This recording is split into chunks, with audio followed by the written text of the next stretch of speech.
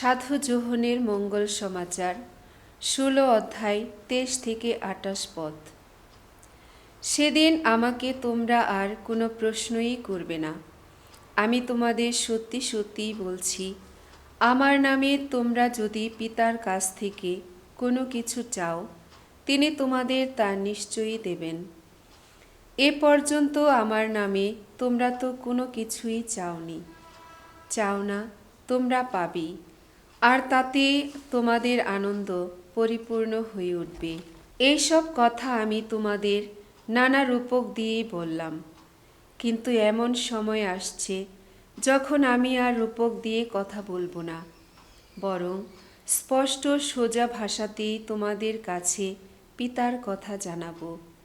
সেদিন যা চাইবার তোমরা আমার নামেই চাইবে।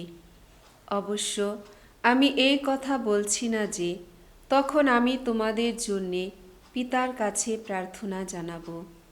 না, পিতা নিজেই তো তোমাদের ভালোবাসেন, কেননা তোমরা আমাকে ভালোবেসেছ, আর আমি যে পরমেশ্বরের কাছ থেকে এখানে এসেছি তোমরা তো তা বিশ্বাসও করেছ। হ্যাঁ, আমি এসেছি পিতারই কাছ থেকে, এসেছি এই জগতে, আর এখন আমি এই জগৎ ছেড়ে চলে যাচ্ছি পিতারই কাছে।